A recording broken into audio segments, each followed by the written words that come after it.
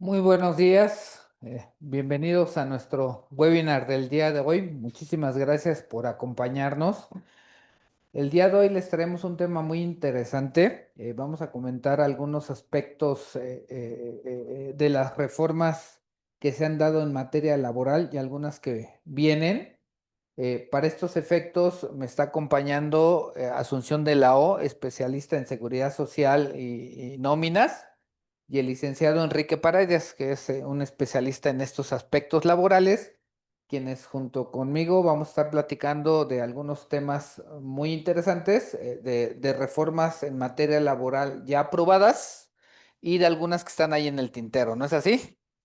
Así es, la idea principal es abordar estas reformas que han sido, nos estamos enfocando en las últimas reformas o las reformas legales laborales más recientes, pero principalmente nos vamos a enfocar en el aspecto de qué hemos visto, cuál es la implicación práctica, cuáles son las implicaciones que traen para las empresas, cómo podemos mitigar posibles riesgos y darles un panorama general de las reformas que han habido. Bueno, también adicionalmente yo creo que vale la pena señalar que efectivamente no terminan por estar totalmente asentadas, sino que ahorita vamos a ver que efectivamente se siguen publicando cosas alrededor de las mismas del año pasado y recientemente se van adecuando, ¿no? Sí, que se están adecuando o que realmente estamos viendo todavía muchas problemáticas en cuanto a la aplicación de las que ya se aprobaron y que ya vienen algunas nuevas y no, como que no cerramos las anteriores, ¿no?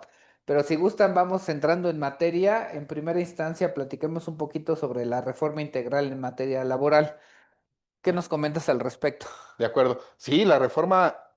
¿Por qué pusimos esta reforma, que fue principalmente en 2019 y que fue una reforma estructural a la Ley Federal del Trabajo? ¿Por qué estructural? Porque cambió o modificó la forma en cómo se venían llevando a cabo los procedimientos o litigios laborales, eliminando y sustituyendo a las juntas de conciliación laboral por los tribunales laborales, que ahora son derivados o a cargo del Poder Judicial, que es una reforma trascendental porque el Poder Judicial va a estar a cargo ahora y va a ser un juicio laboral. También la otro punto medular es la reforma en cuanto a temas sindicales. Anteriormente el tema sindical, y seguramente a muchos nos ha pasado que escuchábamos los sindicatos de protección o los sindicatos blancos y que había empresas que tenían sindicatos de protección para evitar conflictos con los sindicatos que muchos conocemos como los sindicatos rojos o los sindicatos malos, que llegaban y te emplazaban a huelga de la nada y te llegaba un procedimiento de huelga y tú dices, pues si no tengo sindicato, mis trabajadores no están sindicalizados, ¿por qué me llega un procedimiento de huelga? Y entonces, ¿qué implicaba? Atender ese procedimiento, atender ese asunto, llegar, negociar con el sindicato, lo que te implicaba un costo, un pago, y entonces ni tenías sindicato, tenías que pagarle al sindicato para evitar ser emplazado a huelga. ¿Qué pasa con la reforma?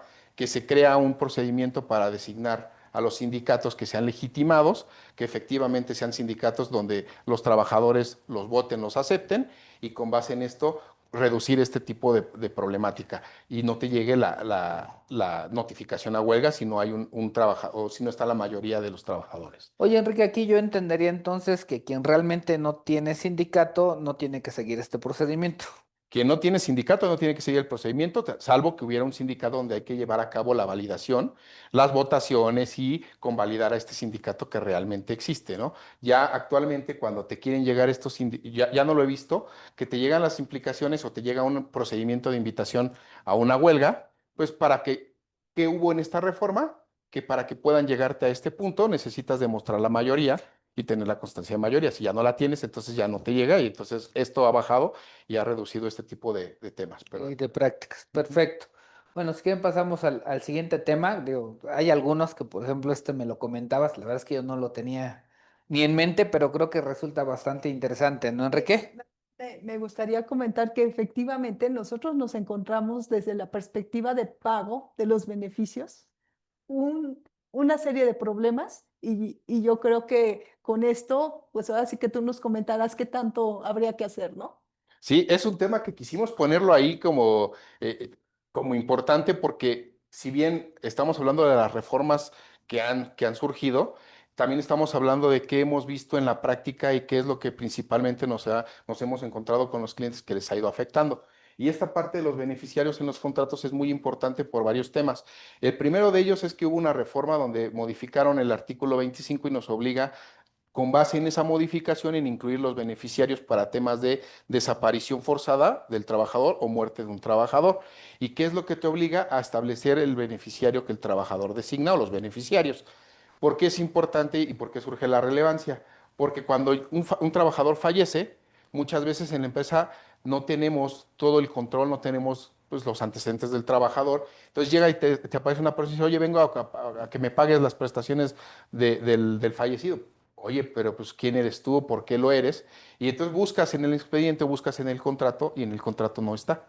¿Qué pasa en estos casos? Pues que hay que hacer un procedimiento de designación de beneficiarios ante las autoridades laborales, lo cual es un tema relativamente no inmediato, tiene su proceso. Y entonces, ¿qué buscas con esto? Establecer a los beneficiarios para de tal forma tener una protección, poder cubrir estas prestaciones y poder hacer frente, frente a las personas que acuden como beneficiarios. Y trae varias implicaciones dentro de ello. ¿Por qué? Hay que modificar el contrato, tenerlo, y si no tienen el contrato anterior, a lo mejor hacer un convenio modificatorio agregando a los beneficiarios, pero sí es un tema importante y porque en la práctica nos ha pasado recientemente en varias empresas que ha fallecido un empleado y nos vemos ante esta problemática, ¿no? Sí, parece un poquito de risa, pero la verdad es que la problemática es grande, ¿no? Digo, desafortunadamente la cultura que tenemos en México de prevención es muy poca y esto justamente es una herramienta que ayudaría perfectamente, al menos también a mitigar riesgos al propio patrón y al trabajador, porque en la realidad y en la práctica, aunque suena chiste, pues siempre hay quien tiene la esposa, la concubina, la novia, y de repente en estos procesos todos llegan a reclamar. Y es un tema que trae mucha implicación para la empresa, aunque no se ve, o sea, se ve muy relativamente sin relevancia, pero no, es muy importante porque te llega y como bien lo comentas, llega una persona, la empresa en el momento lo que quiere hacer es apoyar al empleado, reducir contingencias, apoyar, acompañar y pagar. Y entonces pagan, muchas veces, en algunos casos lo he visto sin hacer la revisión o sin tener esos medidos de cuidado. Entonces pagan y le pagaron a la concubina y resulta que el señor o la señora estaba casada con otra persona y que tuvo hijos en otro matrimonio y que tuvo hijos con otra pareja. Y entonces los beneficiarios ya no son dos, sino son 20 y tú ya le pagaste a la familia donde son cinco, y entonces corres el riesgo del doble pago, ¿no? Que te puedan reclamar estas personas y los beneficiarios a quienes no le pagaste. Y si tú le quieres reclamar, iniciar la acción a la persona que le pagaste para que te lo regrese, y si no tiene recursos y está en una situación difícil, es evaluar, ¿no? Vas a iniciar el procedimiento, vas a reclamar. Yo creo que aquí un tema importante a recalcar es que efectivamente en la práctica, como bien lo señalas, Enrique, nos hemos topado casos en donde no se han actualizado estos contratos. Inclusive dentro de la práctica normal, nosotros deberíamos de tener que aquellos que van cambiando su situación precisamente bajo estas condiciones de que a lo mejor tenían una pareja, posteriormente ya no es la misma persona, entonces también actualizar estos documentos. Y es un tema muy importante y lo vamos a ir viendo a lo largo de la plática, porque muchas veces ¿qué pasa? Llega la persona, la contratas, haces tu contrato individual de trabajo y ahí lo dejas. Y entonces surgen las reformas que vamos a platicar a continuación. Oye, y lo dejas ahí. Entonces te llega un problema como este y no tienes actualizado el contrato. O te llega una visita de la Secretaría del Trabajo para un tema de una inspección, una visita extraordinaria de inspección, y te piden el contrato. Tú sacas un contrato de hace muchos años donde en tu contrato no prevés todo esto. Y entonces de entrada el inspector dice, pues, uy, no tienes aquí las vacaciones, no tienes esto, no tienes la designación de beneficiarios. Y entonces ya tienes un punto ahí, un tachecito en el tema de cumplimiento de condiciones generales de trabajo. De acuerdo. Oye, perdón, Enrique, nada más para cerrar y dejar un poquito más claro este tema. ¿Esto es obligatorio ponerlo en los contratos? Si es obligatorio, está establecido en el artículo 25, te obliga te da la obligación de generar a los beneficiarios y ya sea en el contrato o sea mediante un convenio modificatorio. Hay que recordar que para temas laborales la ley te dice que es obligación del patrón mantener los contratos y la información dentro de los contratos. Si no la tienes, de ahí la carga de la prueba es pues, imputable totalmente siempre al patrón. Entonces, esa obligación es si hay que tenerlo y si hay que documentarlo. Bueno, pues entonces para trabajar en estos temas, porque la verdad es que yo te soy muy sincero, hasta ayer que me lo platicaste, pues ni lo tenía en mente, ¿no? Me imagino que muchos de nuestros clientes y amigos están en una situación similar y pues tendremos que revisar este tema. Gracias. Otro tema bastante importante de las reformas que se han dado es en materia de teletrabajo, ¿no? Donde también se ven muchas problemáticas. ¿Qué nos pueden platicar al respecto? Pues el tema del teletrabajo ahora sí que es todo un tema, es un tema complejo por varias vertientes. Aquí implica temas fiscales, temas de seguridad social y lo importante de esta plática es poder abordar de forma general ellos o estas implicaciones. ¿Qué es el teletrabajo? Bueno, a raíz de la reforma, previo a la reforma, no había una regulación para el teletrabajo. Había trabajo a domicilio, que es un esquema totalmente diferente al teletrabajo. Pero surge la pandemia, la necesidad de estar y prestar servicios a distancia, porque como saben, muchos sectores se cerraron. Entonces, prácticamente con el cierre de los sectores, muchos teníamos que seguir operando. Un ejemplo nosotros, que a distancia teníamos que estar operando. Y entonces surge el teletrabajo. ¿Qué es el teletrabajo? Prestar servicios de forma a distancia, no necesariamente en las instalaciones o no en las instalaciones de la empresa, a través de medios digitales o medios de telecomunicación. Eh, el teletrabajo, se hace la reforma, se incluye un capítulo específico de teletrabajo y nos trae muchas implicaciones, principalmente, y que es un tema, ¿cuándo es el número de horas o cuál es la jornada para hacer teletrabajo? La principal es que el teletrabajo tiene que cumplir, si supera o es igual a 40% de la jornada total del trabajador, estamos en un esquema de teletrabajo. De aquí, al estar en un esquema de teletrabajo, tienes que cumplir tanto un contrato individual de trabajo específico para el teletrabajo, regularlo y tener el derecho a la desconexión, cómo se va a llevar a cabo. Y ahí se viene a qué obligaciones surgen para los patrones. ¿Qué obligaciones surgen? Una serie de obligaciones, principalmente, y la más fuerte actual, el cumplimiento de la NOM 037. Cumples la NOM 037 que te regula entregar el equipo, herramientas de trabajo, y ahorita ahí entraremos a los esquemas de darles las herramientas, darles apoyo para temas de energía eléctrica, para temas de internet, de telefonía y darles todos los elementos, la silla ergonómica, todo lo que permita que el trabajador desarrolle su trabajo a distancia o por medios electrónicos. Incluir el derecho a la desconexión, incluir temas y que va relacionado con una NOM que veremos más adelante también, la 035, para que no haya riesgos de psicosocial, psicoemocionales, que el trabajador pueda prestar libremente su trabajo en condiciones adecuadas. Y ahí surgen también algunas obligaciones para los trabajadores, como la protección a la información que se les da, de estar conectados en el tiempo y periodo que se pacte, que precisamente para eso sirve el contrato. De acuerdo. En este sentido, Azu, de esto que comenta Enrique y en materia de las herramientas que se le deben dar a los trabajadores, ¿qué nos puedes comentar en materia de seguridad social y nóminas? Bueno, precisamente en materia de seguridad social, vale la pena señalar que efectivamente el Instituto Mexicano del Seguro Social del año pasado emitió una serie de criterios normativos.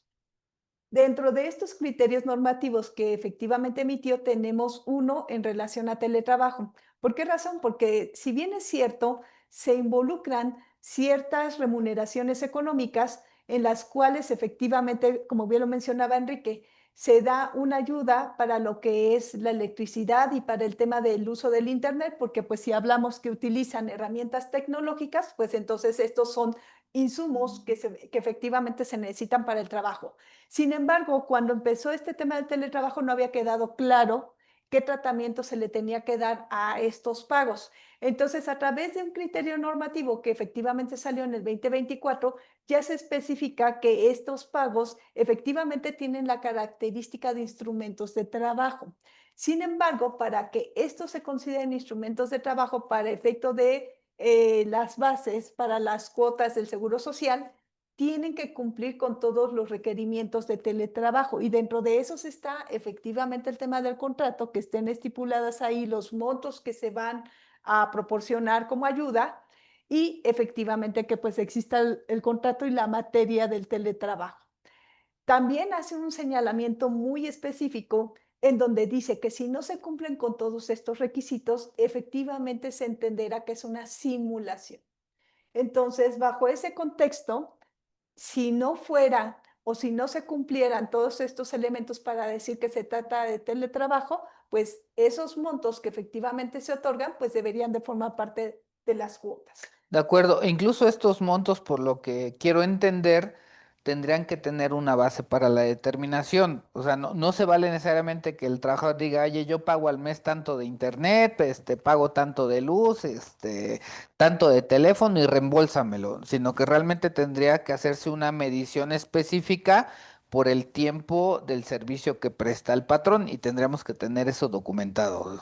Sí, de alguna manera efectivamente hay que documentar toda esa parte, porque si no caemos precisamente en un punto en el cual la autoridad pudiera juzgar o pudiera definir que efectivamente los montos que se le están dando no contribuyen efectivamente al concepto de ayuda o herramienta de trabajo.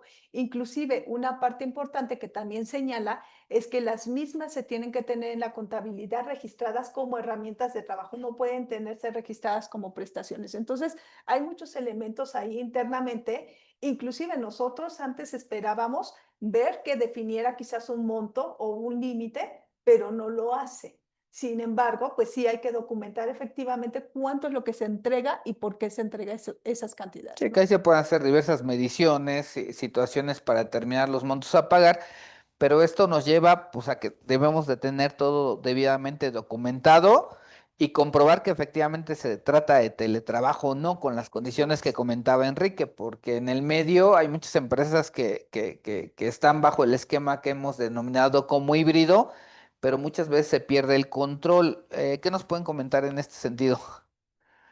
Bueno, al menos en mi experiencia, lo que nosotros hemos visto es que efectivamente parte de lo que no encontramos cuando se tienen esquemas híbridos, empezando por ahí, no existe un contrato de teletrabajo.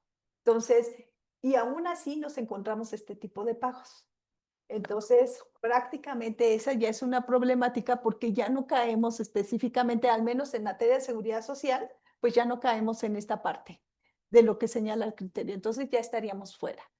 Y digo, no sé, obviamente eso viene acompañado muchísimo del tema de cómo se están documentando precisamente todo este tipo de elementos, ¿no? En materia pues ya laboral, ¿no? Sí, y trae muchos aspectos de lo que comentaba igual, de lo que comentaba Fernando.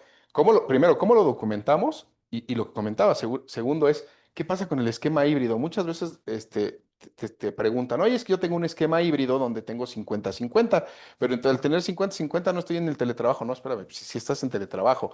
Bueno, entonces nada más los voy a hacer, voy a buscar la manera para no caer en teletrabajo. Pero al final de cuentas dicen 2 días a la semana en teletrabajo y 3 días y llegan a superar el 40% o es igual al 40%.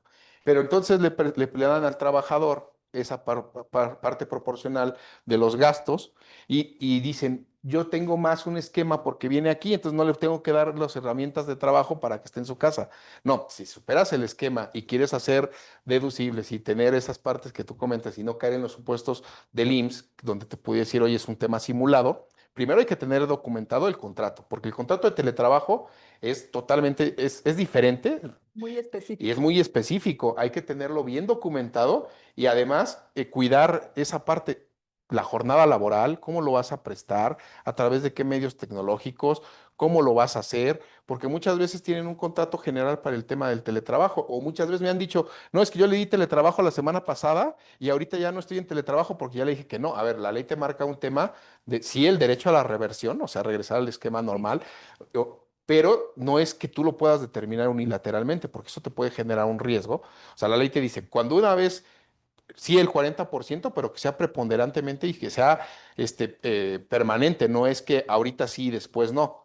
Entonces, el esquema de teletrabajo es un esquema que existe y que se debe de mantener. Y si lo quieres revertir, entonces hay que hacer un convenio modificatorio con el empleado diciendo, vamos a revertir el esquema y cambiamos a una nueva jornada y un nuevo estilo de trabajo. Pero trae implicaciones ahí y modificaciones importantes en el E contrato. incluso de interpretación, desafortunadamente con este criterio del IMSS, si en un concepto de trabajo híbrido, como lo hemos llamado, que es menos del 40%, das este tipo de prestaciones, la verdad es que en una planificación normal de una compañía, en la lógica dices, oye, pues ¿por qué no? Pues si también yo quiero trabajar de esa manera, a mí me evita costos. Porque muchas veces las empresas lo hacen eso por temas de espacio, de disponibilidad, de muchas situaciones, y tú de fondo dices, oye, pero entonces, si no me quiero pelear con la autoridad, no le puedo dar ese tipo de pagos a los trabajadores, internet, luz, telefonía, la silla, etcétera, etcétera. Lo cual de entrada también parecería injusto, ¿no? Porque es, oye, de fondo,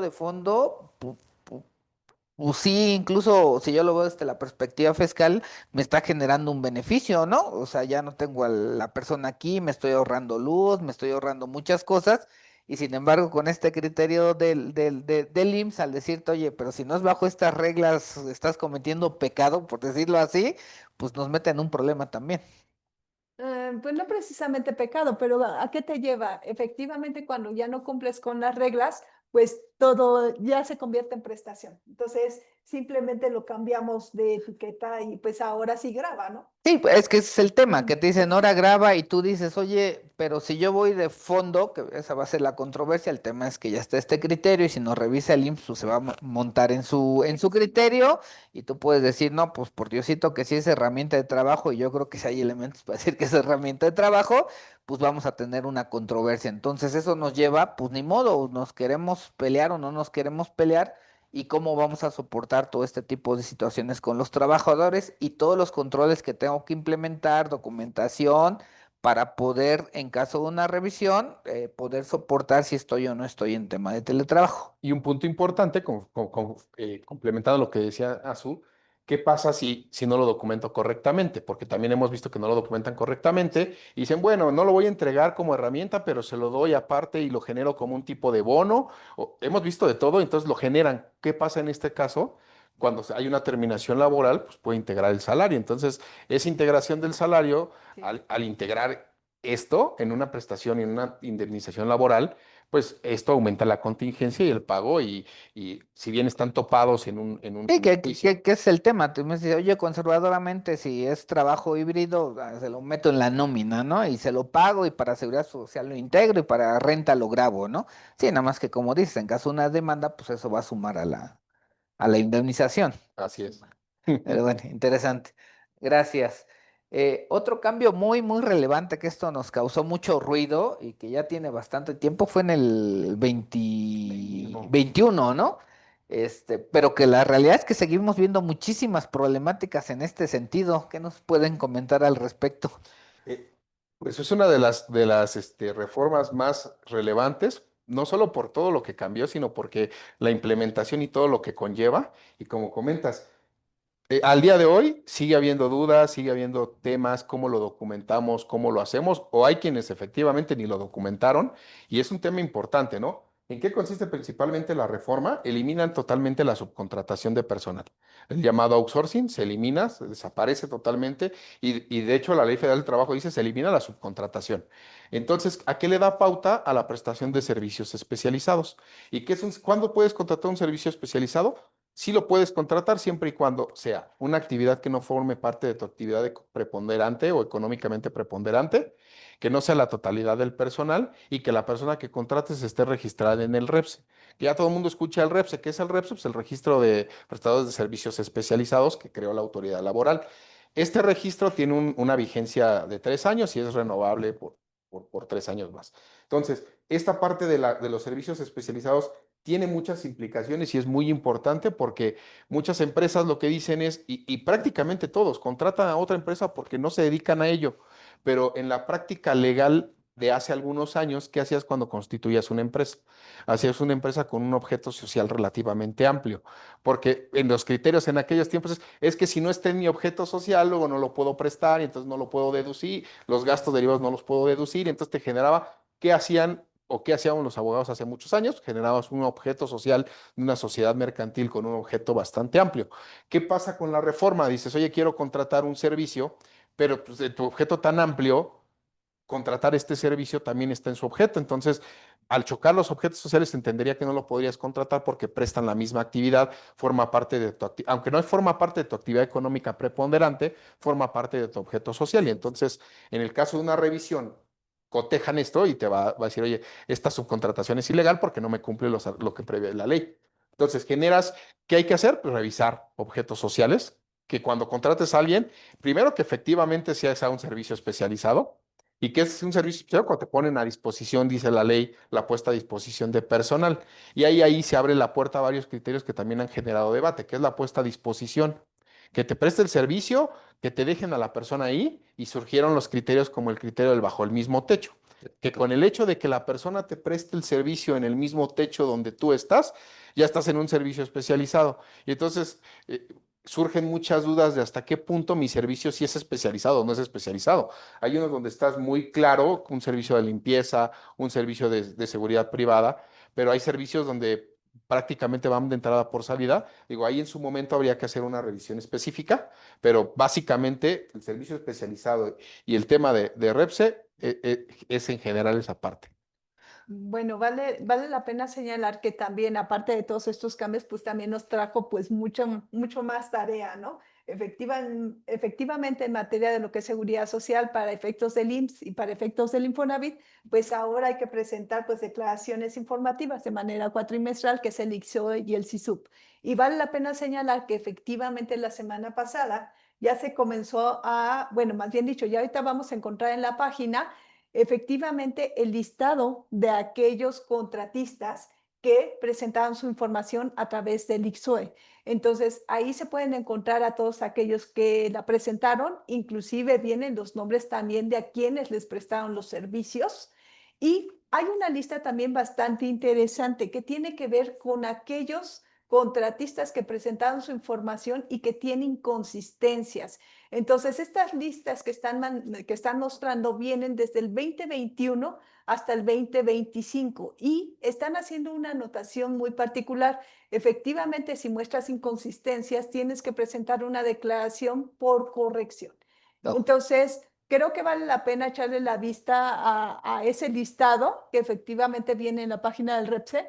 Entonces, es importante, yo creo que inclusive porque como en materia de cruce, nosotros tenemos en aquellas compañías que efectivamente presentan dictamen para efectos del IMSS, hay que recordar que hay dos anexos.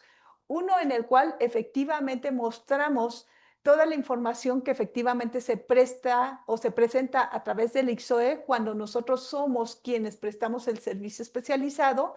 Y también hay otras cédulas en donde efectivamente indicamos quiénes nos prestan servicios especializados. Entonces, pues son elementos de cruce que tarde que temprano efectivamente se comienzan a utilizar.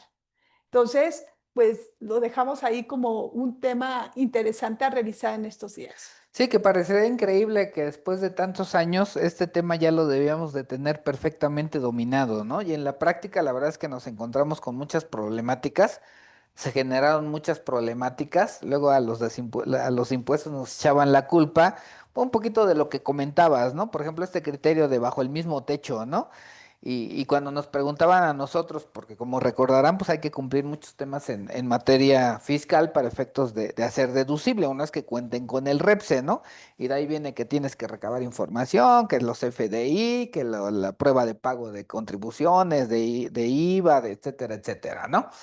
Pero digo, aquí siempre parte de las controversias muy fuertes era cuando nos preguntaban desde la perspectiva fiscal, oye, sí vino aquí, ¿no? De casos comunes que me acuerdo, ¿no? Los que van a dar mantenimientos a máquinas, que nada más es un día, 2 días, 3 días, y salió este criterio de las autoridades de un solo techo, ¿no? Pues, ¿qué hago, no? Y la respuesta, pues, ¿cómo quieres dormir, no? Bien tranquilo, pues pídeles el REPSE, ¿no? Hablando de las personas que reciben los servicios, ¿no? Y ahí vino también el otro tema, pues que hay un montón de REPSES que a lo mejor si analizáramos a la luz de las disposiciones fiscales, podría haber varias interpretaciones para decir, no lo eres, pero, sí, sí, ahora sí regreso. Si quieres dormir tranquilo, en muchas ocasiones fue, pues pídeselo, ¿no? Ujú. Pero también ese elemento nos ha llevado, y a mí parte de la preocupación es que ya pasado los años, al inicio como cualquier reforma, ¿no? Todos, con todo, ¿no? Vamos a checar, vamos a revisar. Como han ido pasando los años, yo veo mucho y principalmente de ambos lados, ¿no? De quien presta servicios como de quien los recibe, ¿no? Que en su momento se establecieron ciertos controles y ahora ya no se aplican, ¿no? ¿Por qué? Porque como que la bolita se echó un lado para otro, ¿no? Es de fiscal, ¿no? No es de compras, ¿no? De quien contrata los servicios, no es del el otro. Y entonces en ese inter se han estado perdiendo muchos controles y lo que yo he visto y cuando llevamos a revisiones y simplemente de ver la lista de proveedores, quien contrata, ¿no? Oye, ¿qué trabajo hiciste para demostrar que esto no es Repse, ¿no?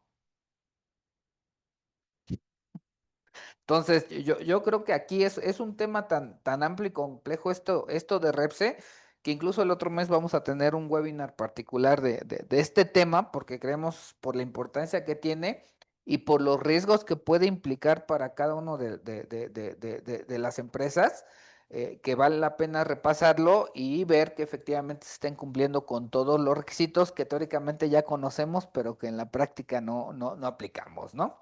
Y de ahí un punto importante, o sea, hay mucho trabajo detrás porque los contratos, primero, ¿qué nos hemos encontrado? Que en los contratos siguen utilizando el contrato de prestación de servicios que tenían de hace años, que Ya, no es un contrato para servicios especializados, tiene sus propias particularidades, que la misma ley te dice, establécelos, ¿no? ¿Cuánto personal te va a prestar el servicio? ¿Cómo son los servicios? ¿Cómo vas a identificar a las personas? Establecer la obligación de entrégame la información de que cumples el pago de cuotas de seguridad social, de los impuestos inherentes a las personas que contratas.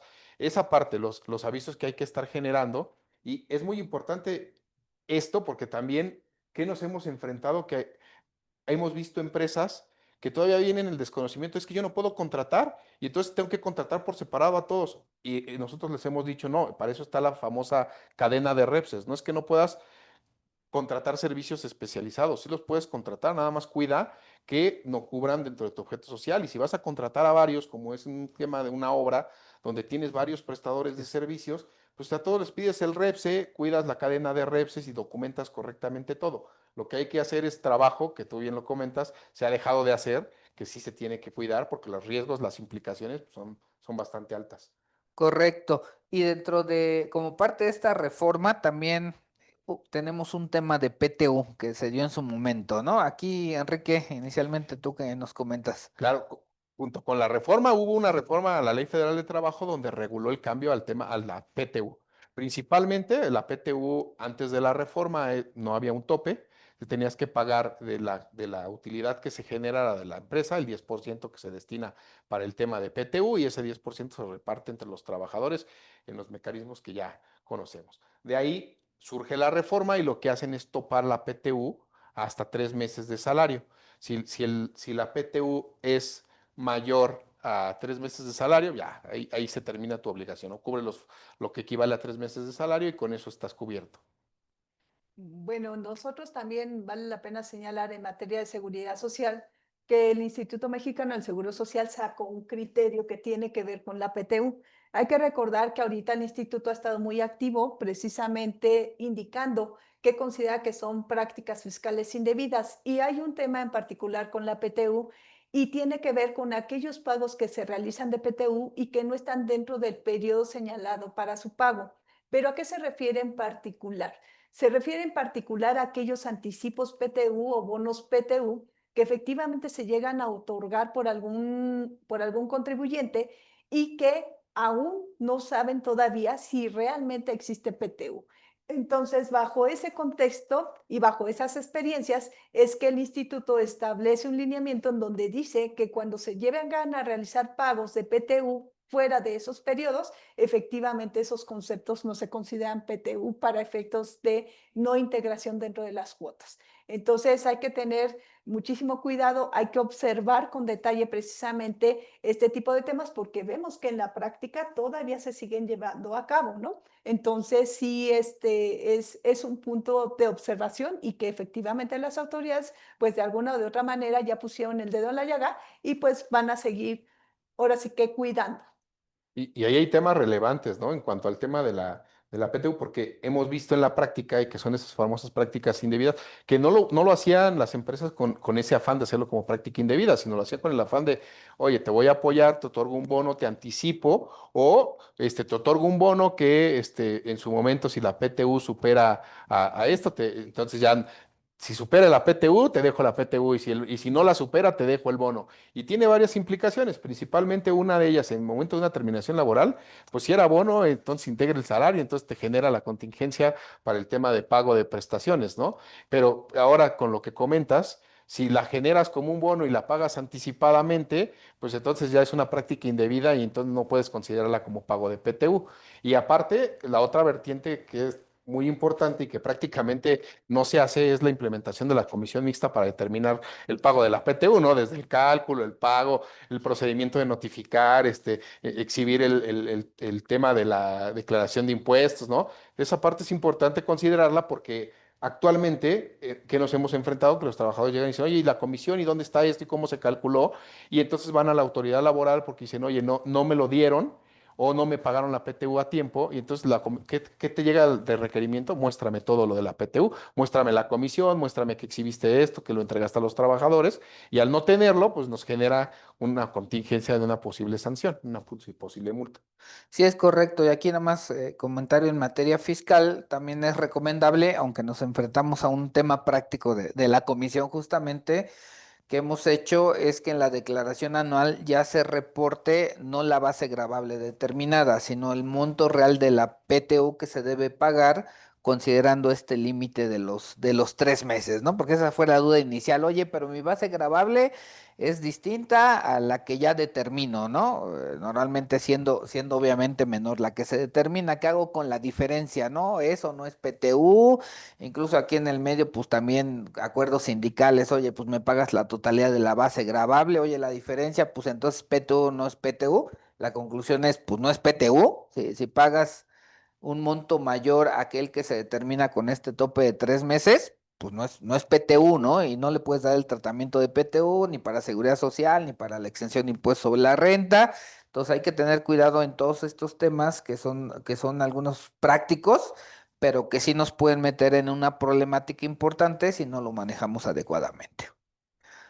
De acuerdo, pues pasamos al siguiente tema que se refiere al aumento del periodo vacacional de los trabajadores. Otra reforma importante y trascendental en el tema también financiero, ¿no? De una empresa, porque Sí. ¿qué pasó con esta reforma?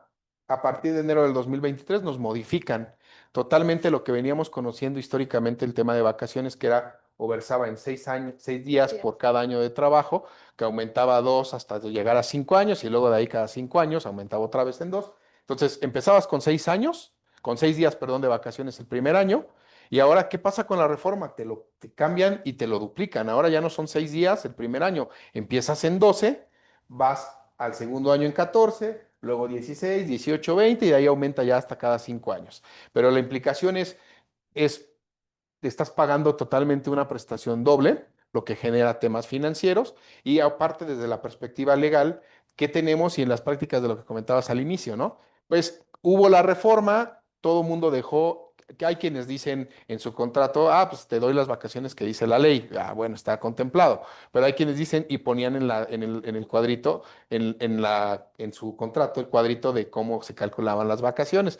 Y entonces te llega una visita de inspección de condiciones generales del trabajo y dicen, a ver, muéstrame el contrato, sacas un contrato y dices, a ver, pues, estás incumpliendo la ley. No, si las doy, pero pues en el tema de contractualmente está mal, ¿no? Entonces, ¿qué implicaciones trae? Vigilar, refrescar los contratos, sirve de que se refrescan todas las obligaciones que tenemos y documentar esta parte. Y un tema importante de las vacaciones es que establece la ley que son 12 días por año, pero que por lo menos podrán gozar de los 12 días. Y entonces llega, ¿son seguidos? ¿No son seguidos? ¿Qué hacemos? Pues hay que buscar ahí acuerdos con el trabajador, documentarlo en el contrato cómo se establecen y cómo se van a dar estas vacaciones para no incumplir la ley y esta obligatoriedad de los 12 días seguidos, ¿no?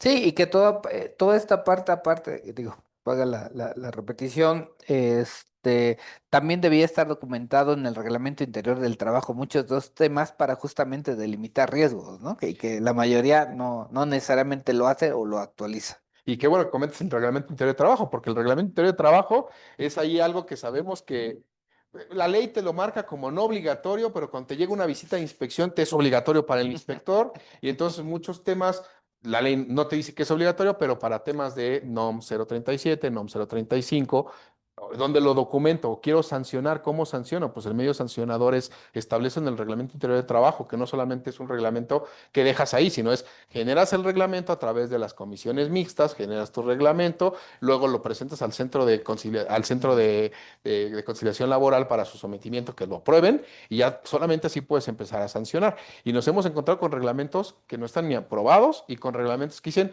y esta sanción ya es un despido. No, a ver, espérame, los reglamentos tienen ciertas condiciones donde no marca específicamente un despido, ¿no? Pero es muy relevante esto del reglamento. Digo, nada más para apoyando tu comentario, efectivamente, digamos, en términos de revisiones, ya no solamente en materia laboral, sino en materia de seguridad social, cobran mucha relevancia para verificar efectivamente las condiciones en las cuales se entregan o se llevan a cabo ciertas actividades que tienen que ver con los empleados. Entonces, prácticamente sí es muy importante contar con un reglamento interior de trabajo. Si dijéramos desde la perspectiva fiscal, hay que demostrar la materialidad, ¿no? Ese es Así es. un buen ejemplo, ¿no? Así es. Pero bueno, el siguiente tema que tenemos respecto de reformas aprobadas es en tema de pensiones. Azu, Sí, bueno, prácticamente hay que recordar que efectivamente en materia de lo que es seguridad social, a partir del 2023 sufrimos un cambio precisamente en el porcentaje de las cuotas que se pagan al seguro de retiro, cesantía y vejez, en el cual prácticamente vivimos actualmente con una tabla que se va incrementando el porcentaje de pago que va del 3,15% hasta llegar al 11,8,75% en el año 2030. Y también algo que tenemos ahí es que se reduce el número de semanas de cotización que se manejaba de 1,250, actualmente quedan en 1,000. Entonces, prácticamente, pues ahorita a partir de 2020, pues seguimos viviendo con esa tabla gradual. Hay que recordar que efectivamente esta cuota se paga con base, la tabla más bien dicho, viene con un número de porcentajes acorde con el número de veces la UMA que efectivamente se tiene. Entonces, pues ahorita ahí vamos avanzando con este proceso, ¿no? Y bueno, pues vienen acompañado pues de otros cambios y de otras creaciones, de otras pensiones adicionales, ¿no? Efectivamente en temas de tener una pensión digna. Sí, el cambio relevante, como comentas, es el tema de las semanas de cotización para poder acceder a una pensión, ¿no? Porque anteriormente, pues bueno, 1,250 semanas de cotización, y si no las cumplías, ¿qué hacías? Pues llegabas al IMSS a pedir tu pensión y te decían, no, no, no las cumples, entonces podrías pedir la negativa de pensión y con base en la negativa de pensión acudir a la AFORE para solicitar la devolución de los recursos. Entonces, ahora al bajarlos y al no tener las 1,250 semanas de cotización, que en muchos casos y pasaba, personas que venían extranjeros, trabajaban aquí cierto periodo y era todo un tema porque no cumplían, entonces había que conseguir la negativa de pensión y entonces esa parte, al bajar las semanas de cotización de 1,250 a 1,000 y me parece que hasta 2030 pretenden que baje a 750, entonces es un tema relevante que nos podría ayudar para el tema de las pensiones. sí, al menos ayudar, ¿no? Porque efectivamente los que ya les aplica la ley del 97 El del Seguro 97. Social, la verdad es que sí les complicaron un poquito la vida con todas las reglas para alcanzar una pensión digna, ¿no? Todos como que le tiran a la mínima garantizada, ¿no? Digo, han surgido este tipo de ayudas, ¿no? Del Fondo de Pensiones para el Bienestar, que justamente es tratar de complementar esa pensión mínima garantizada, pues para darles un monto mucho más razonable, pero la verdad es que sí, sí, para los más jóvenes, pues sí, tienen una complicación y esperemos a ver cómo se sigue moviendo este tema de pensiones, que es una problemática incluso a nivel mundial, complicado dependiendo de las capas generacionales, de cuánta gente se va haciendo vieja, en qué capas. Porque a fin de cuentas, pues las pensiones, ¿quién las acaba pagando, no? Pues la gente joven, ¿no? Y si no hay gente Sí. joven, pues yo ya quiero ver cómo voy a pensionar, ¿no? Pero bueno, perfecto, gracias. Siguiente tema, aportaciones al Infonavit. También ha habido algunos cambios importantes que vale la pena comentar eso. Sí, bueno, prácticamente hay que recordar que efectivamente en febrero se realizó una modificación a la ley del Infonavit. Efectivamente, parte de lo que se pretende, bueno, de lo que se ocupó esta modificación fue prácticamente en ampliar la posibilidad de tener más créditos para cubrir ciertos temas de adquisición de vivienda, pero también se amplió esta posibilidad a efectivamente tener la posibilidad de rentarla, ¿no? Pero ya en la parte patronal, pues nosotros lo que tenemos específicamente es un punto controversial en donde para efectos del descuento de los créditos ya no se van a considerar ni las faltas ni las incapacidades. Esto creó pues de alguna manera cierta expectativa porque al final del día teníamos también el tema de responsabilidad solidaria en donde el patrón dice, bueno, si yo ya no puedo descontar las faltas y las incapacidades para hacer la retención sobre el crédito, pues entonces, ¿quién tiene la obligación de pagar estos créditos, ¿no? Por esos periodos que no están generando ningún salario. Ante esto, el propio instituto durante el mes de marzo efectivamente generó un criterio en el cual señala que efectivamente cuando no hay materia salarial, pues no tienes obligación de retener y el patrón pues tampoco entera nada, ¿no? Eso se ha quedado a nivel de criterio y por el otro lado, durante el mes de mayo también realizó una publicación en la cual de alguna manera señala que dado que esta disposición entraba de manera inmediata, consideró el propio instituto, o sea, el Infonavit, el dar un periodo de tiempo para que efectivamente los patrones adecuaran sus sistemas tecnológicos como para adecuarse a esta disposición en particular y efectivamente dice que esto entra en vigor a partir del cuarto bimestre del 2020-2025. Entonces, actualmente estamos en esta parte del proceso. Hay que recordar que también existe la posibilidad de que salgan más lineamientos, tenían 180 días para hacerlo, entonces entendemos que deberían de estar publicando por aquí ya algunos temas en particular al respecto, ¿no? Sobre todo las adiciones que se hicieron a esta ley. Sí, y parte de la reforma, como lo comentabas, es sí enfocarse, porque anteriormente permitía el crédito adquirir vivienda nueva o usada, ahora puedes remodelar o construir en terreno propio y te puede prestar el instituto. Aparte de todo esto, temas relevantes para de esta reforma es que da la flexibilidad de los créditos, pero aparte la ampliación, el uso permitido, como el arrendamiento, que es un tema bastante relevante que no se tenía previsto, ¿no? Que sería El, básicamente esos sí, puntos el arrendamiento para la compra, para ¿no? la Digo compra. que la verdad sí, sí tienen que dar facilidades, porque igual para los más jóvenes, ¿no? Si preguntan allá afuera, todos dicen, no, comprar una casa, no, ni cuándo, ¿no? No, y Ni, un ni punto cómo, ¿no? relevante también es que surgió, y eso lo comentabas, al no haber materia salarial, empresas decían, ¿qué pasa si no hay materia de dónde descuento? Y entonces generaba la duda de, ¿me vuelvo obligado solidario? Salieron los criterios, como dices, no vinculativos, pero salió un criterio ahí. Y entonces muchas empresas lo que empezaron a hacer es generar avisos de, oye, yo te presto, o yo te doy, o yo te cubro esta parte mientras hay una incapacidad. Pero hay que tener cuidado con eso porque trae muchas implicaciones. Primero es, ok, tú lo pagas. Y entonces, ¿cuánto tiempo pagas? La incapacidad de un mes, de 2 meses, y entonces, ¿cuándo lo vas a regresar o cuándo te lo van a A pagar? Y descontar. se pueden volver cuentas donde va a ser imposible cobrar este préstamo porque o el empleado simple y sencillamente no regresa a trabajar o el empleado termina su relación de trabajo y sabes que ya no, y entonces, ¿qué hacemos con el monto? ¿Le cobramos o ya se desaparece y no te paga, ¿no? Es un tema Sí, importante. incluso como lo documentas, porque justamente por ayudar al trabajador luego descuidamos algunas situaciones, ¿no? Dices, oye, yo sí lo pago por lo mientras, genero la cuenta por cobrar y se lo voy a ir descontando en pagos chiquititos, ¿no? Pero te genera otras implicaciones, por ejemplo, en materia fiscal, y eso es un préstamo, y si cae como un préstamo y a su vez tengo préstamos, y si no cobro interés, tengo un problema de no deducibilidad sobre los préstamos que si yo pago intereses.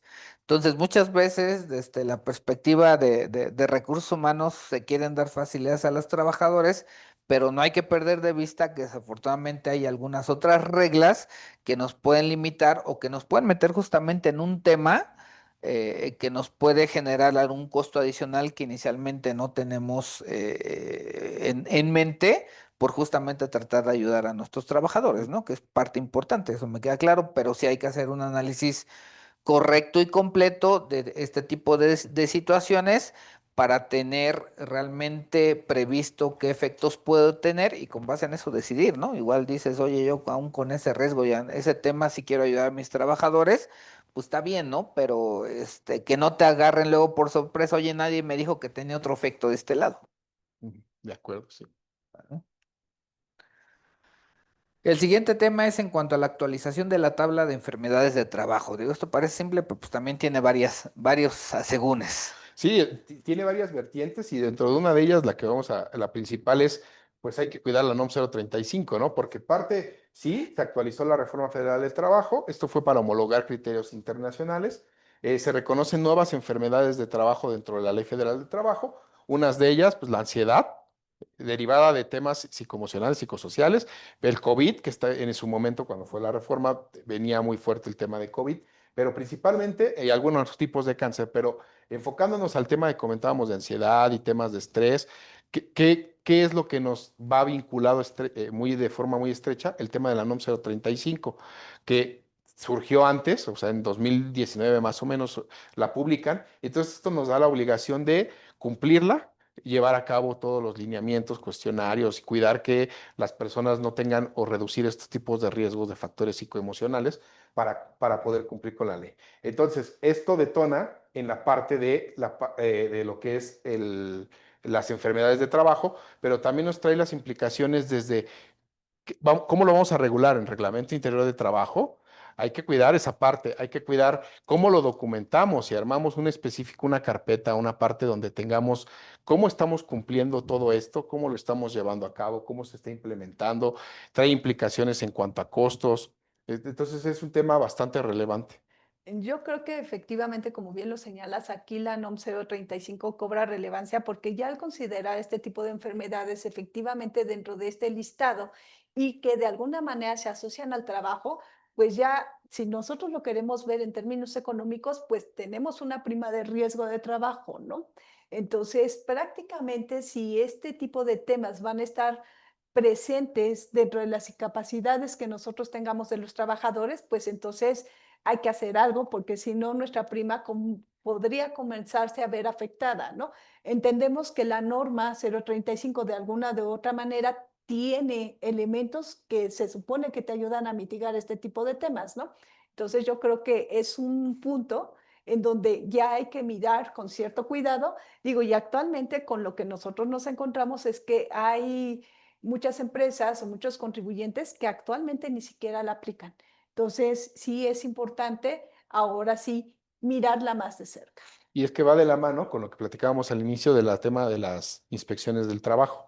Porque cuando te llega una visita de inspección de la Secretaría del Trabajo en condiciones generales del trabajo, lo comentábamos en son de broma, pero son cerca de 40 páginas o 30 páginas que tú Bien. empiezas a revisar y es un catálogo interminable de obligaciones donde no solamente es la NOM 035, es la NOM 037, pero son las que más se escuchan actualmente, pero hay NOMs obligatorias, hay cerca de 30, 40 NOMs que son aplicables, no a todos los centros de trabajo, hay que ver cada caso en específico, pero por lo menos 9 NOMs aplicables son obligatorias a cada centro de trabajo. Seguridad, higiene, temas de iluminación, uso de equipos. Esas NOMs son obligatorias.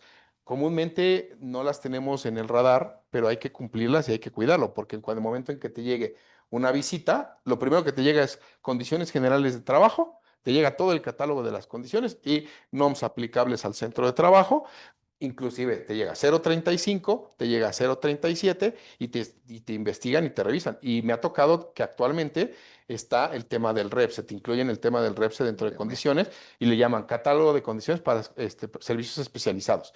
Y al momento llega el inspector, llega y te revisa y dice, a ver, ¿y cómo lo haces y en qué momento? Y entonces hay que estar preparado para esos posibles No, visitas. y que recuerden que dice, yo lo atiendo y lo verifico, pero ahora las inspecciones, a ver, tráeme a este muchachito que está aquí para entrevistarlo. Y no te puedes negar Y no te puedes porque negar. se presume que no, Sí. que estás incumpliendo. Entonces hay que tener mucho cuidado. Perfecto, gracias. Un tema reciente, que ahorita incluso hay algunas publicaciones, es en materia de los derechos de los trabajadores que están en las plataformas, en las famosas plataformas digitales. Hay que tenemos, ¿qué nos comentan? Bueno, pues prácticamente lo que podemos decir, la noticia del día de ayer, bueno, antier, prácticamente es la publicación que llevó a cabo el Instituto Mexicano del Seguro Social.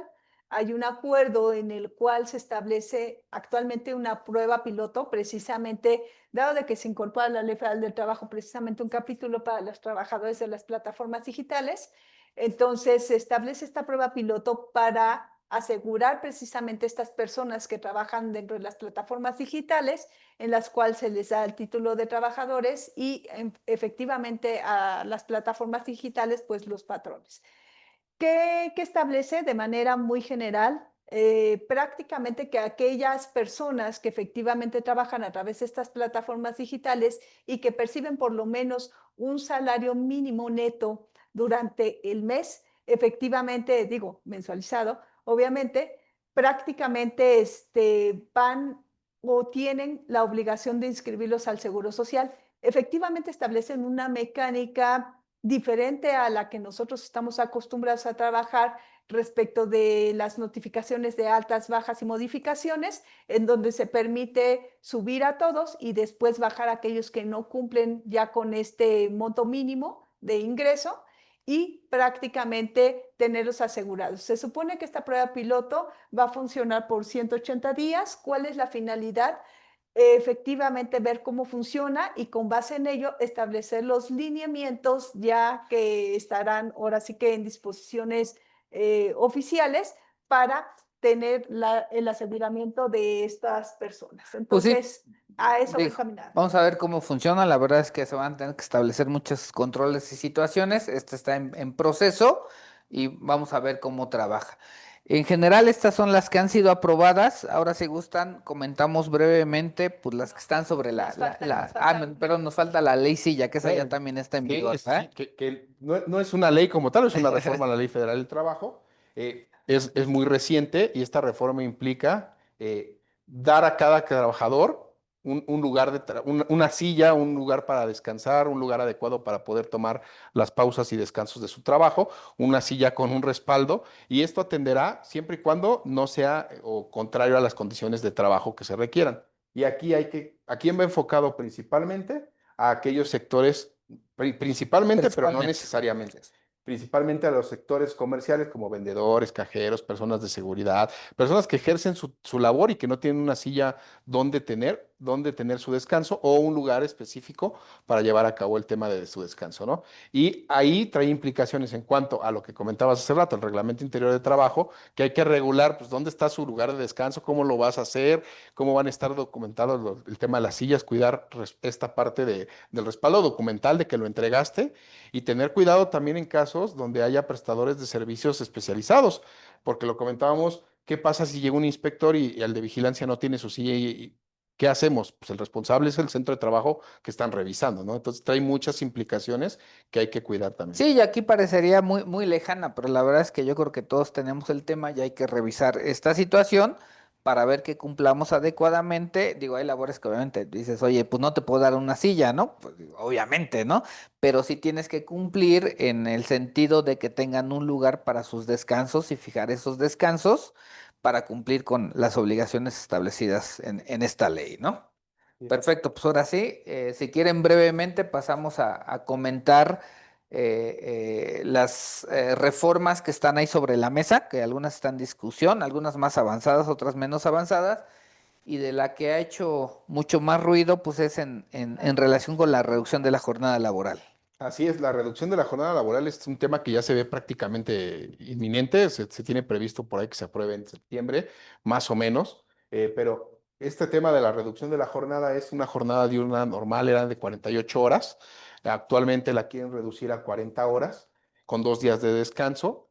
Esta parte es importante porque trae muchas implicaciones, tanto financieras para la empresa como legales, hay que cuidar esta parte de cómo lo vamos a documentar, si vamos a contratar personal adicional o no. Entonces, esta parte es muy importante, está muy avanzada, ahorita está en discusiones para su aprobación y ver cómo podría pasar la reforma, pero se tiene previsto que en septiembre puede estar Sí, publicada. que lo que entendería es que se está planteando que vaya entrando de manera gradual. Porque la verdad sí, sí va a generar muchos problemas prácticos y obviamente de costos financieros para las empresas. Pues creo que aquí lo que nos queda es estar muy alertas efectivamente cómo va avanzando este tema para pues en su momento ir tomando las decisiones pertinentes en cada uno de su giro o como en las condiciones que tenga pues para afrontar este cambio que realmente resulta bastante importante y que, insisto, creo que sí tiene un costo operativo y financiero bastante relevante. Sí, efectivamente, pues el costo financiero precisamente de adecuarte, porque dependiendo de las necesidades de cada compañía, pues hay procesos que no pueden parar, ¿no? Y hay a lo mejor ciertas cantidades que efectivamente se tienen que producir de algo, ¿no? Entonces, prácticamente, pues esto es espacio, es gente, también horas extras que efectivamente pues tienen un costo adicional bajo esta perspectiva, porque hasta donde efectivamente se ha manejado, los salarios no se mueven. Lo único que se van a comenzar a mover van a ser las horas, ¿no? Si vas a pagar el mismo salario por Exacto. una jornada diferente. De Ujú. acuerdo. Otra que está ahí en la palestra es el aumento del monto del aguinaldo. Que va de la mano en cuanto a las fechas probables de aprobación, Sí, va de la claro. mano con la de la reducción de las jornadas y pretenden que el aumento del aguinaldo sea cuando históricamente eran 15 días por año, pretenden que se aumente a 30 días por año, lo cual es un tema pues, relevante porque trae un impacto financiero importante para las empresas, es un costo adicional que no se tenía previsto y si lo sumas con la reducción de la jornada y con las otras implicaciones que hemos comentado, pues sí trae impactos importantes. Sí, realmente parece que no, que son 15 días, pero si veo 15 días en el año es casi un 5%, más las respectivas cuotas de seguridad social, el Sí, sí, sí. ISR, o sea, la verdad es que sí Es un trae factor. encadenado un montón de temas, entonces también yo creo que esta va fuerte, veremos si se aprueba incluso en este periodo, porque ahora es chistoso, ¿no? Ya, ya se siguieron de filo, ya ves que están las sesiones ordinarias, se supone que las extraordinarias son de emergencia, pero no importa, también hay que tomarlas, ¿no? Entonces ahí están trabajando nuestros legisladores, pero parecería que estas van, ¿no? Sí es.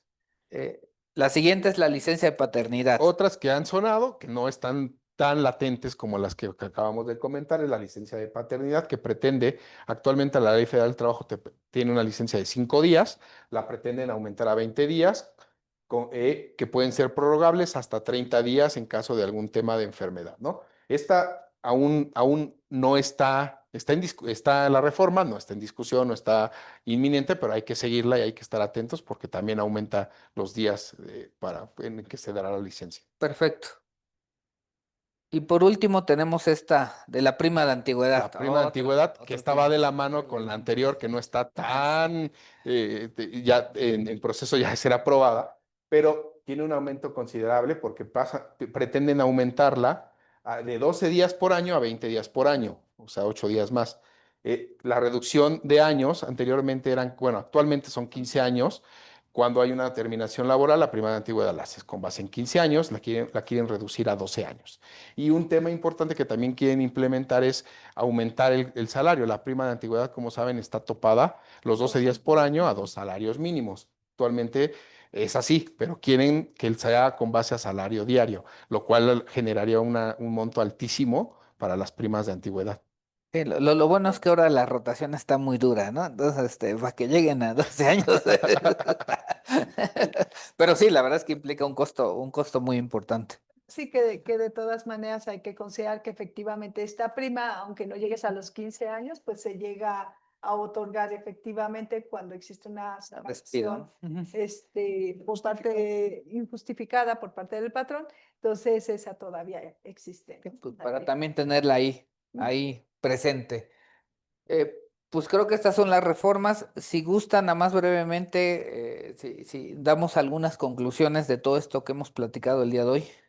Claro, pues principalmente hay que hacer una verificación del cumplimiento legal de seguridad social y fiscal. ¿Qué estamos cumpliendo? ¿Qué nos falta? Ahorita fue muy breve, fueron varias reformas y fue muy breve, pero dimos varios puntos que son importantes de revisar. Verificar que se estén cumpliendo, dar algún tema de auditorías internas periódicas para confirmar que se está haciendo y que no se olvide porque se hizo en su momento y después ya se nos olvidó y nadie lo hizo. Unas auditorías periódicas para confirmarlo y que pues se acerquen con los especialistas como Fer o ASU para que podamos ayudarlos, acompañarlos y decirles, oye, mira, de esta parte hay que cambiar esto, hay que ajustar esto otro y ese acompañamiento para evitar contingencias, porque principalmente es reducir riesgos. Muchas veces si tenemos esa cultura de prevención, eventualmente cuando nos llegue el problema es mucho más económico y aparte impacta menos para la empresa, ¿no? Además de que cumplimos con las obligaciones en todas las materias. Azu. Sí, Bueno, prácticamente yo lo que recomiendo específicamente es, dadas las experiencias que actualmente estamos viviendo, es hacer un recuento de efectivamente en dónde estamos parados y comenzar a atacar precisamente todos esos puntos que requieren de una prioridad. Hay situaciones más graves unas que otras, pero al final del día hay que tomar en consideración que todos estos efectos, si no se están cumpliendo, tienen consecuencias económicas y pues va a salir muchísimo más caro que ahorita efectivamente ponernos a trabajar en todo aquello que aún nos falta por cubrir. Perfecto, pues muchísimas gracias, gracias por compartirnos todos estos comentarios. Gracias a nuestros participantes por habernos acompañado. Los invitamos a nuestros próximos webinars. La verdad es que tenemos varios el próximo mes, estén atentos a ellos. Y pues si no tenemos ningún otro comentario, pues muchísimas gracias a todos y estamos a sus órdenes. Muchísimas gracias, Fer, por acompañarnos. Gracias a ustedes, gracias a la audiencia.